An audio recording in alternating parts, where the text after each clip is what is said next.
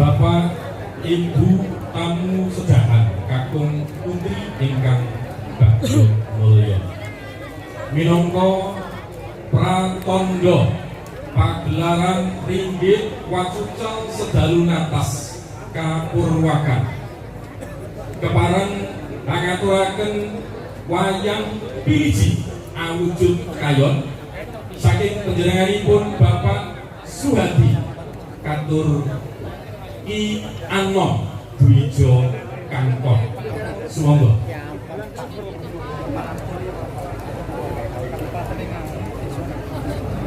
Sumangga kepareng dipun dokumentasi Bapak Suhadi.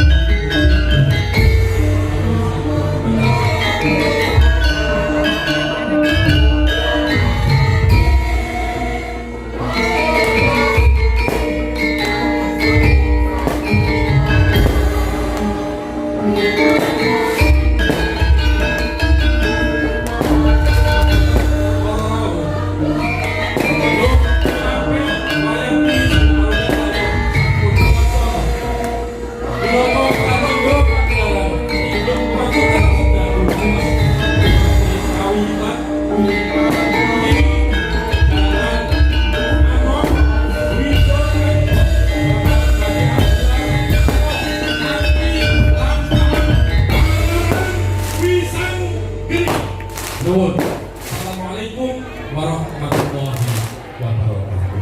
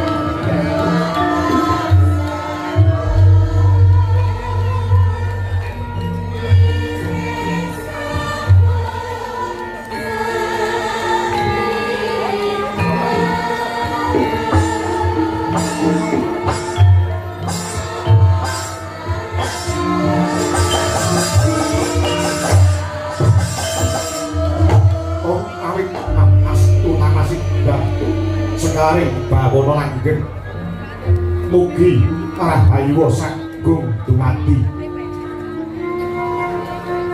kakang guna Simalado pergenjong buk bolong nari codhe sapa sing gawe wonten tibalke ngadaruh Adi Guru marmane kakang Narado ulun adoh ulun awi cerak saya ulun raketake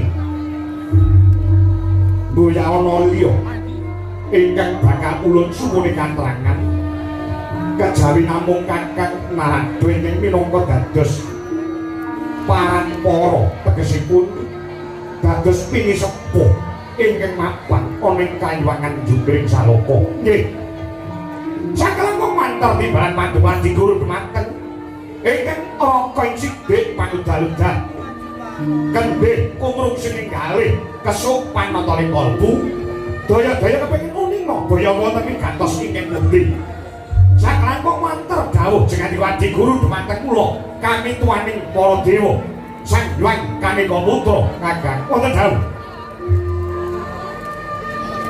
mesthanipun nadyan kula boten matur paduka saged ngraosaken bilih kalenggan samangke udakara pitung candra tegese pitung sasi kaliwangan Suralaya ketaman goro-goro kagiri-giri mumbah ndute sing blegedaba luber kawah candra dimuka ngakak tutuke kumitir petite Sang Hyang Nagaraja makarya bingung bilung-bilungan sagunging para dewa Dewi Apsara miwah Apsari menika kadaya saking menapa Di Guru dewa tuwek kaya dene Narada menika nganggo ngelmu titeh niteni lelakon utawi niteni lelampahan ingkang nate gumelar wonten ing jagat Padang menika saben-saben Suralaya menika ketaman goro-goro arep wonten titah Pujanara ingkang mapan wonten ing Madyapada ingkang gentur tapane manteng semedine gandeng atine lawan Gusti Kang Maha Suci satemah Anggari Suralaya sor Prabawa kasembyoking Bawa Genter utawi kasembyoking gara-gara ingkang kados mekaten menawi miturut gagasanipun Kakang Narada gara-gara ingkang nimbrung wonten ing kayuwangan kadaya saking menapa Kakang Adi sasampunipun kula triti kanthi hormati kahanan wonten ing jagat kalenggan samangke boten wonten titahing Gusti ingkang nedeng teteki yoga brata lah kula gandeng-gandengke lawan lakon ingkang wonten kayuwangan mbok menawi boten klentu panggraita kula geger kang sarta gara-gara ingkang nimbrung wonten ing kayuwangan menika dipun timbulaken saking kayuwangan Swarga Dahana kayuwangan Swarga Dahana menika papanipun Bathara Brahma langkar kados mekaten nah monggo kula aturi mirsani dereng dangu menika Brahma menika mantu putrane putri nggih menika Sang Batari Dresanala ingkang sampun kadhapaken kaliyan penengah Pandhawa pun Arjuna inggih Janaka monggo bebrayanipun Janaka kaliyan pun Dresanala kalenggan samangke sampun pinercaya dening Gusti Kang Maha Suci wujudipun wiji sejati ingkang tumanem tajem wonten padharanipun nggih menika pun Dresanala kula entuk sampun 7 sasi anggenipun gerbinipun Dresanala lah awet saking ageng pangaribhawanipun gedhe perbawane jabang bayi ingkang wonten jroning kandhutan satemah Anjari Suraya kawan goro-goro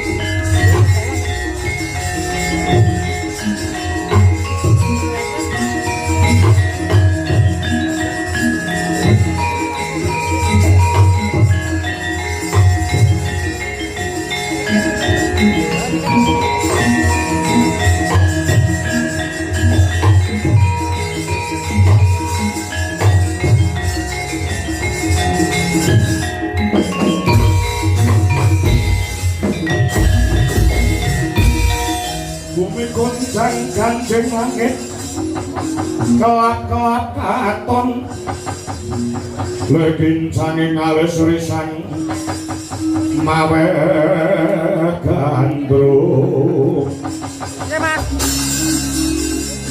saban dulu Mukir koyak mayek saking jas balik worong lumaresan gandrung Duhari Sumitro Tanoyo Parandra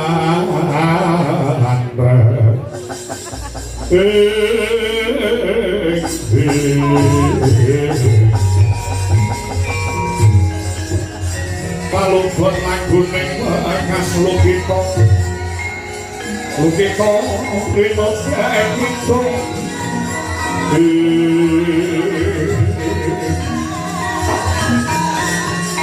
Kakon kakon ngomong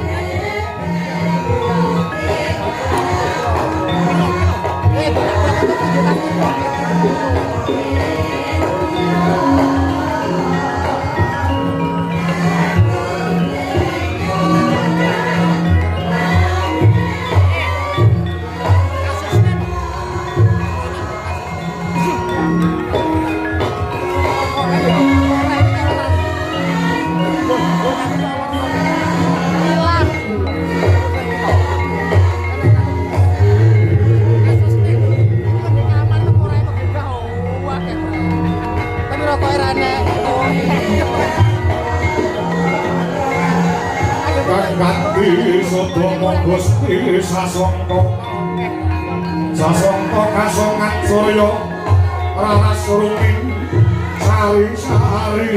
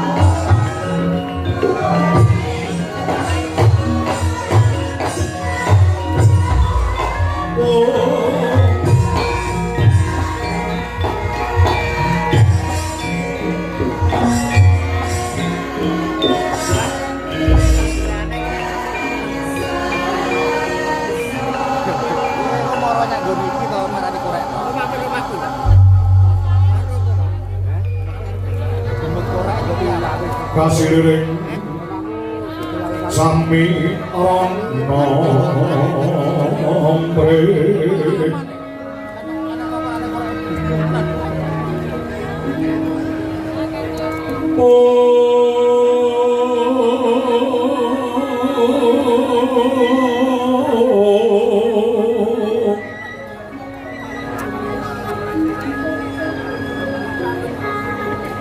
sekarang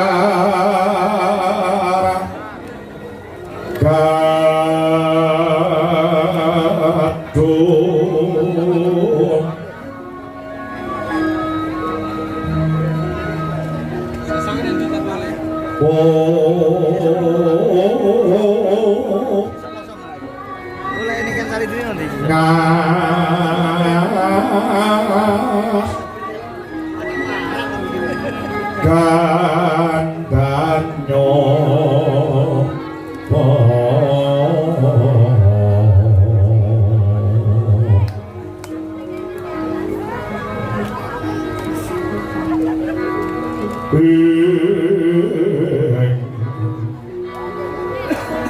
Are haras nandeng trio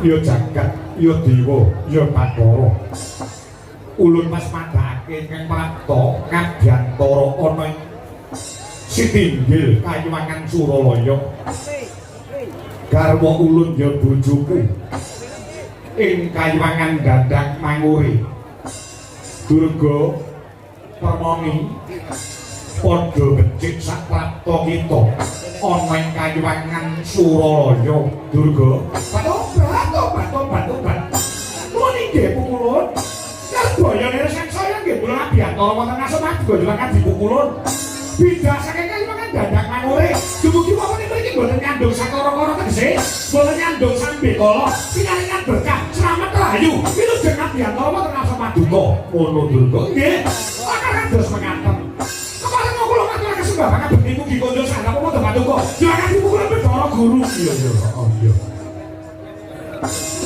wis tak ngomong bener becik karya Brombong Birawa jroning ngomong ora liwat pangestulun bae taman ana dalam pangestulun bae taman ana napa inggih ngesaken dawuh kula tampik tangan kalih kapetekaken wonten ing Jaja rumeting Wadaya liwat ora daging Kayuwangan mangkono durung nggih ngesaken dawuh karo sapa kula wonten pundi kemawon tinggal wonten dewan kula boten milih wonten rencangipun ijen tanpa rumah nyuwun pangapunten anggen kula dumugi niki wau lagi randhat lagi telat sebabe gelo sing manah kula gelo perkara apa Indonesia kalah karo Jepang 6-0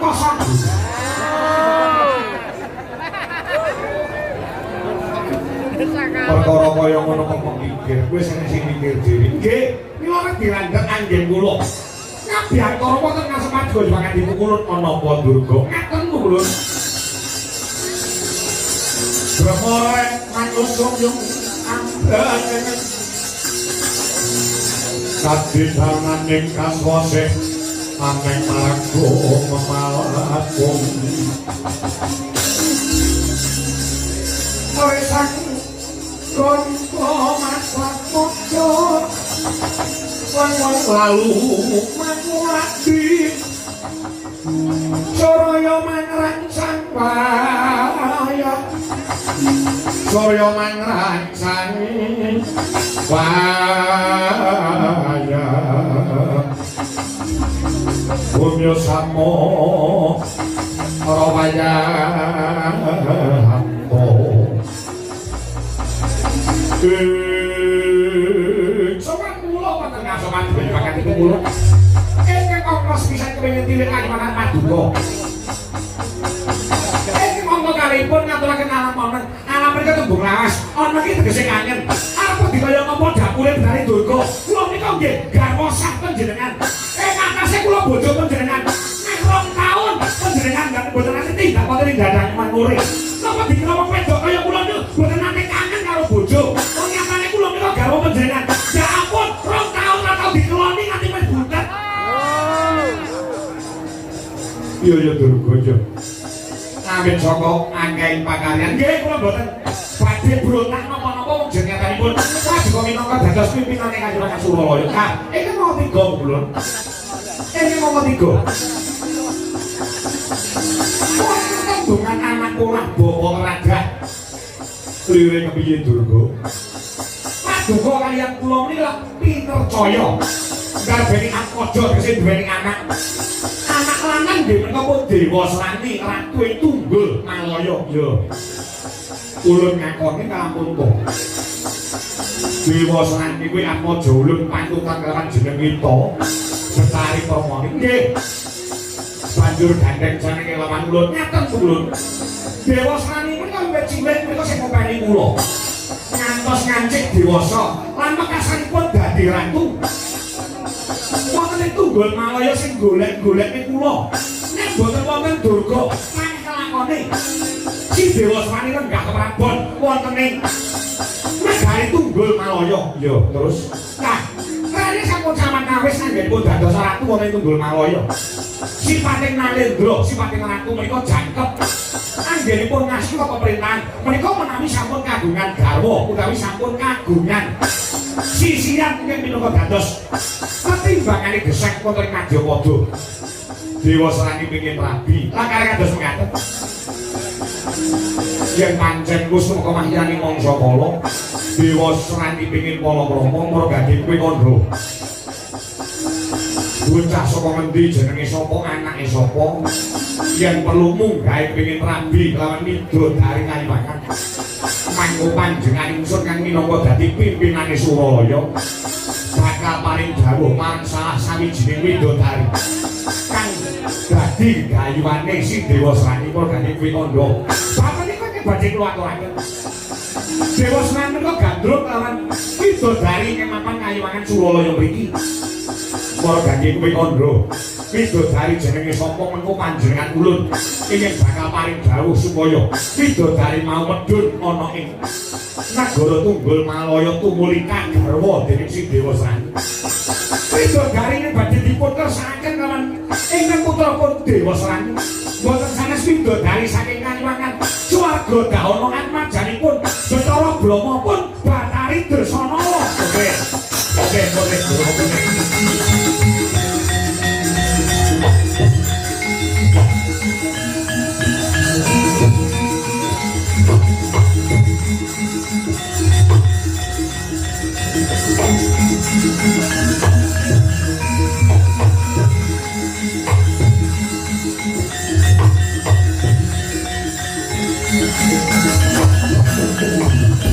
tulisan kapelangu Tori mangkul kinempen kempen bersang aming bawono dosang nanging bawono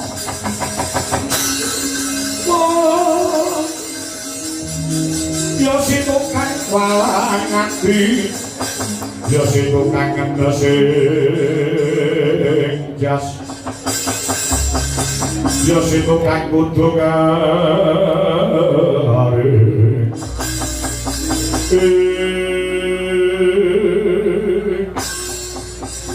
Durga wonten dawuh apa jeneng kita kurang-kurang pamarta adol panrumu sampun kula sampun ngertos bilih pun Dresanala sampun ngagarwa dening tengah Pandhawa si Janaka mangko badhe ngendika kados mekaten nek pancen wis krungu yo gini kuwi ora ngandani marang putramu si Dewasrani kula menika sampun paring dawuh dumateng Dewasrani aja Dewasrani Dresanala wis duwe bojo ya kuwi tengah Pandhawa si Janaka nek kowe njaluk rabi kalawan Dresanala kuwi tegese ngrusak pagelayu nyurus-nyurus ijo ngobak-ngobakan termane wong bebrayan ngrebut bojone wong liya kuwi ora becik ngrebut bojone wong liya kuwi elek kula kandhani ngoten Dewasrani malah jawab dateng kula kami cedhok ibu gagah-gagahe wong lanang niku iso ngrebut bojone wong liya saya iso ngrebut bojone kancane dhewe niku napa mboten ngelu sirah kula nganti kula mbeni ber kula ndol kesen Gandhi Dewasrani wis mengandani sampun nyuwun pangapura Permoni yen to si Dewasrani pengin jawab kelawan Dresanala ulun ora bakal bisa minangkani. Ulun paduka ing sekawit paring dawuhane cetha. Bila sedaya widodari menika sandhap wonten manungsa paduka. Angele sepira paduka kantun megataken katresnanipun. Megataken bebrayanipun Janaka kawin Dresanala. Dresanala, kowe tak rabeni karo anakku. Ngono angele sepira? Kuwi tegese ngrusak tatanan kang saton ngrusak angger-angger. Ingin makan ana ing Kayuwangan Suralaya. Purun apa boten? Ora bakal tak tindane. Nek boten purun kula nyuwun pamit. Dewa Srani sampun sumpah tinimbang gagal rabi lawan Dresanala. Nek becik Dewa Srani bakal mati gantung wonten ing alun-alun Tunggul Malaya. Timbang Dewa Srani dadi tontonane wong akeh mati gantung, luwih becik kula patenane dhewe.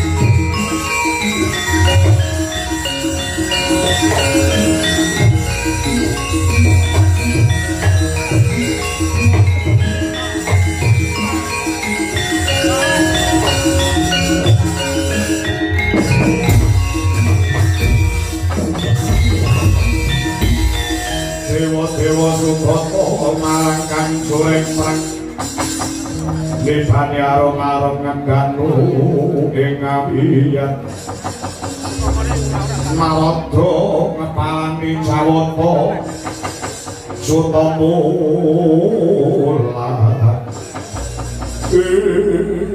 apa dibungkul dari pose dina samangku ewuh kaya ing pambudi paduka menika pimpinan wonten ing Suralaya angele sepira Dresanala kowe pegatan arabane karo anakku kaya pancen beneran boten sago pancen boten purun tegese tega lawan patine ke putramu Dewa Srani lo tak mantuk mawon boleh ning ndi Jogorogo anu wonten ing Tunggul Malaya lo patenane Dewa Srani iya Durga buat-buatnya gede tanggung jawab ulun lawan anak si Dewa Srani dina samangku mbuh piye carane bakal pinangkani Dewa Srani bakal rabekke kelawan Dresanala kene di guru gekir iki kawat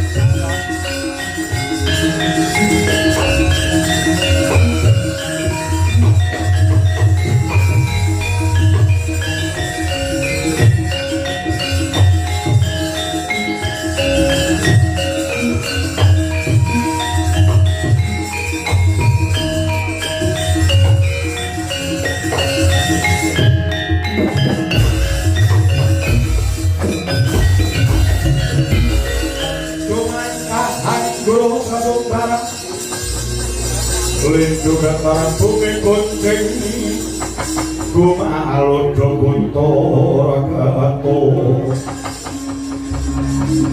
Gomo bengkang Jolo didi lumimbak Banyu gomambang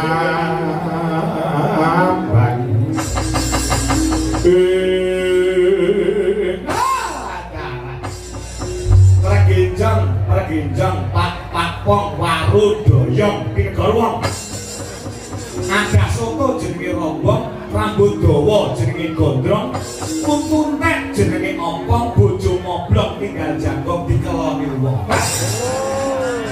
lagi di guru wonten dawuh kakak piye nek paduka badhe nuruti karepe anak niku pancen wajibe wong tuwa nuruti ning ditonton didelok luwe dhisik pangartine anak kuwi bener apa luput mapan nggon bener napa terjang apa maler. Lah iki mengke panjenengan duweni kesaguhan badhe dipun dhawapaken lawan Pudrasanala tegese purun boten purun mau tidak mau. Anggenipun rabi Janaka kelawan Drasanala mongko Drasanala pun meteng 7 sasi. Panjenengan pegataken mung nuruti kekarepane anak. Lho iki sing diarani nasak nusuk Kang Sarta ngrusak pewaler Krajang Angger-angger. Kersane Kakang Aldo, aku dipunuruti. Aku dipunuruti. Iki mengke iso glandang caran saka pucuk, kriwikan dadi grojokan, gojekan dadi tangisan. Kula tak takon Kakang. Takon apa? Pimpinane kayangan mriku sinten? Paduka. Sing menang Purba lan Masesa kahanan kayangan Paduka di Guru. Sing menang nemtokne abang ijone kelakon wonten ing Suralaya Paduka di Guru. Tegese dewa liyane kudu manut kaliyan sinten? Manut lawan Paduka di Guru. Yen mengaten Kakang Narada manut kaliyan kula. Boten saged sebabe sampeyan kelaru. Nek sampeyan bener kula manut, nek sampeyan kelaru kula duwe hak benerke. Bener tumrap Kakang Narada, dereng karuan bener tumrap Bathara Guru, lepat tumrap Kakang Kanika Putra, dereng karuan lepat tumrap Kanika Putra, tumrap Manikmaya. Pila saking menika Paduka kula aturi manut kaliyan kula. Manut pripun? Manut kaliyan kula Paduka mendel mawon. Boten saged. Wong kula duwe lambe ngomong. Ora iso ngomong iku pripun? Pimpinane kayangan menika kula nek panjenengan boten setuju, boten setuju kalian Bathara Guru, mangleren kemawon leh dadi dewa. Lho, mecat sampeyan. Arep mecat sampeyan.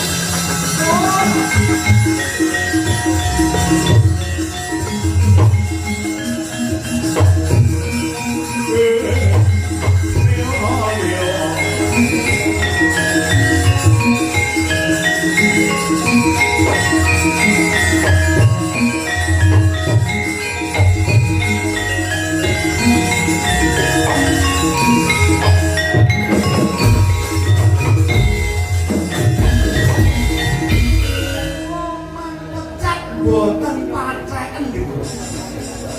Nek pancen sampeyan niku bener.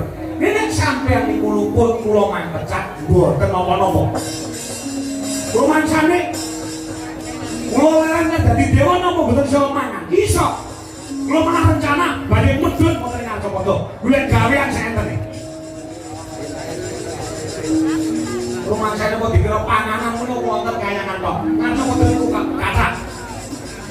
Jadi tukang gombong kok gojek kula nggih saged. Kakang Narada mangender manut kalian kula. Boten saged. Nek boten saged lan boten manut kalian kula, pinarak monggo undur beraken sugeng tindak. Wah, nundung sampean. Elok.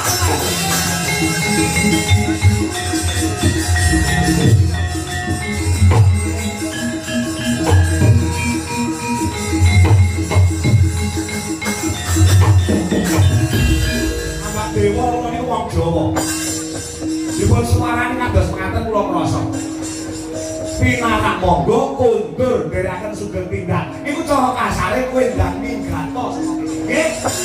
Kula tampa kanthi jembaring dada. Kula tak nonton saka kadoan. Sura Dira Jayani Kamrak, Sobras Sok kaping 8 Darmastuti. Sapa disa? Ngono ta.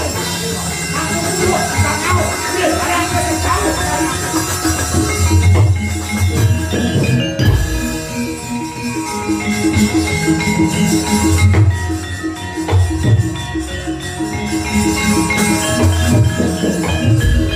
Bangsa digondeli arep metu karo rombongan yo ben dewa tuwek. Isih akeh dewa sing nom-nom magak kepengin nderek dhumateng panjenengan. Iya. Kula bali Narada niku kan diyen asine ket diyen nganti sayang yahine menika apike kali panjenengan namung wonten ing lair batine asing mboten cocok karo panjenengan. Asline Narada niku pengen nyaingi panjenengan, pengen dadi ratune para dewa. Mula kemresik kados mekaten. Narada mesambut gandoli, arep metu saka rombongan Yos Ben. Golek ganti liyane, dewa tuwek kaya ngono. Sange ngomong iki. Nek rasane aku dewa tuwek. Ora enek gunane, ya. Rumangsane nek aku metu saka rombongan kene, sapa sing dikongkon mulai udan? Raimu. Mau-maune Suralaya ki ayem tenan. Gandeng ketekan kowe Durga, ya. Kahanane dadi panas kaya ngene. Bola-bali pidodane begengek iki.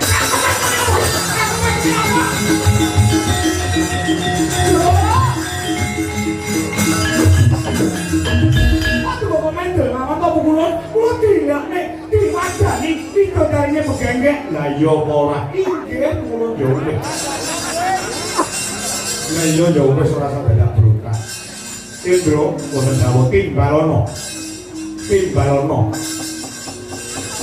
Ratara Brahma. Sinten Samirana supaya madhep pengawasan.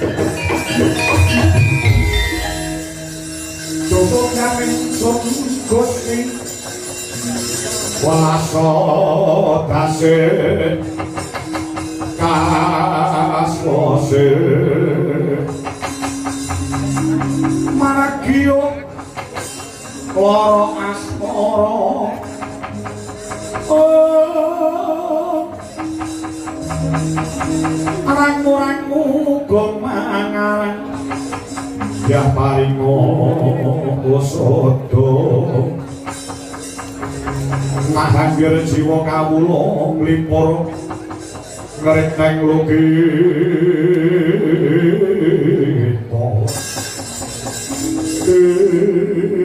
kalwon wonten tangan juga ingkang adawuh mulun sakelang wong wanter timbalan paduka dilangkat dipulun Bathara Guru dumateng ing putra kula pun Bathara Brahma kepareng kula nganggo-nganggen jangga nganggen karna nyabda kula nang sabda pangkat paduka dilangkat dipulun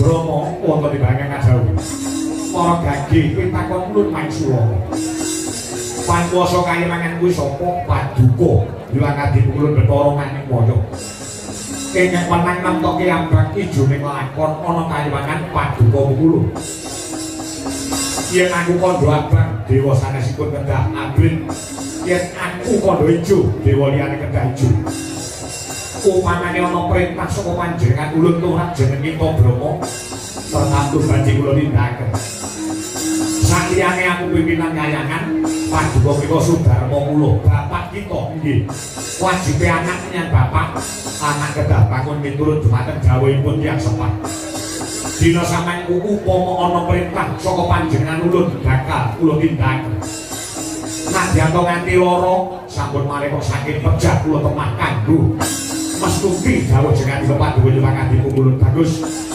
dina sampeyan ana perintah tunggal saka ulun tumrap jeneng kita Brahma kowe bali ning kayiwangan swarga tauna petu ana mantumu Janaka lawan anakmu wedok sing Dresanala dina iki cah loro kae pegatno mergo Dresanala bakal tak rambene lawan Dewa Serani aduh mati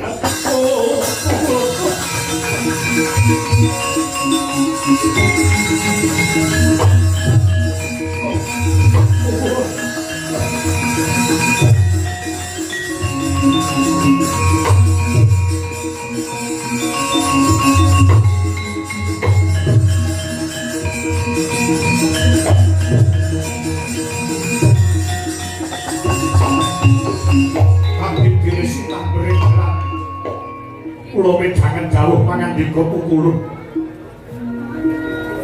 dosa lan lepatipun anak kula menika menapa pukulun ewadene dawuh jenengan paduka supados pisahaken lan megataken anak kula Dresanala kelawan mantu kula pun Arjuna waduh pukulun tinimbang kula kinten megataken katresnanipun anak kula pilaur kula kenging ngadepi dalake Sima Barong Brahma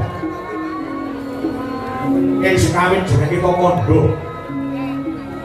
yen to apa sing dadi dawuh ulun bakal tindakake apa taringan kita ora ngrungokke Dresanala bakal tak rambene kawan Atmaja ulun Ratu Tunggul Malaya sing Dewa Serani nanging lare kalih engko sami-sami tresnanipun to dasanipun kula badhe tampa putu pukulun Dresanala anak kula sampun gerbini sampun ngandhut sejaban bayi sampun 7 candra tegese 7 wulan dosa menapa yen kedah kula sandang yen ana dosane ulun sing nampa ulun sing dadani pangune tinggakno perintah ulun lamun to jenenge kita ora ninggake perintah ulun apa pengen kesiku saka Bathara Guru mati ya yes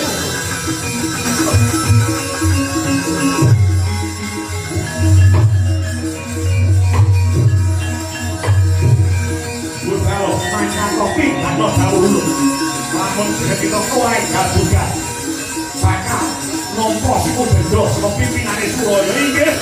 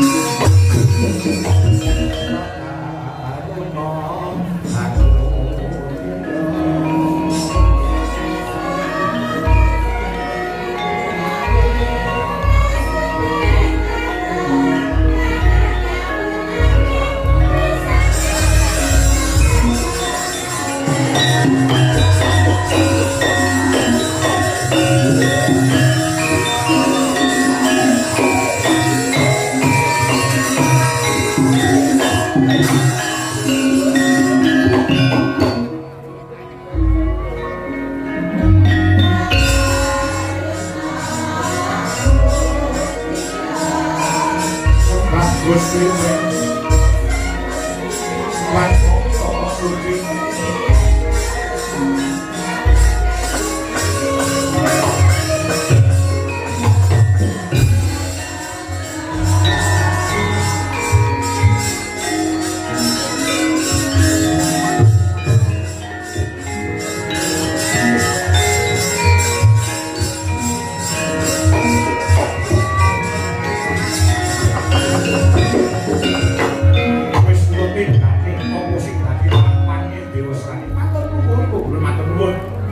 Semanten sing katresnanipun Madukaya juwanganipun kula awet saking tresnanipun dhumateng ingkang putra pun Dewa Srani ya.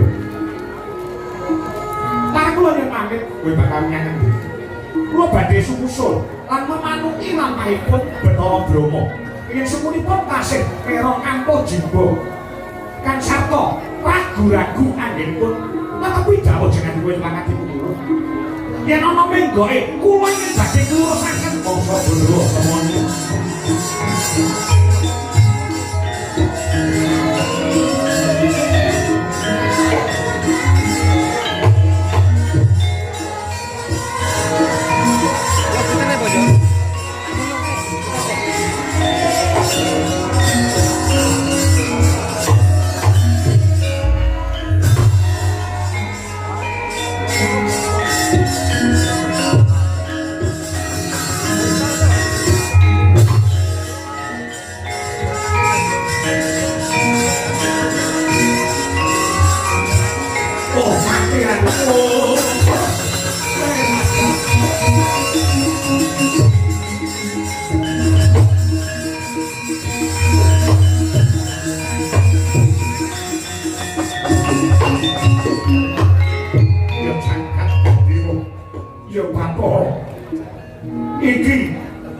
Iki sing diarani sudut gunting tatu loro.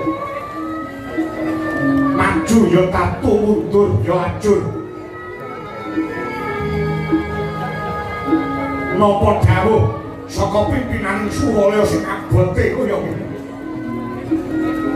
Dresanala, Janaka sing ora kelepetan dedosan. Kudu kesempya ing aradan. Marga dawuh pimpinan Suralaya nek ora tak tindake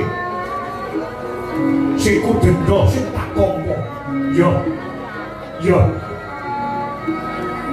apa dikaya apa lan kepiye sipate wong tuwa kaya aku iki ora bakal tega lan mentala yen to anak-anakku bakal kasangsaya uripe bakal tak reka daya piye? Piye apa reka daya? Apa pindah aku piye?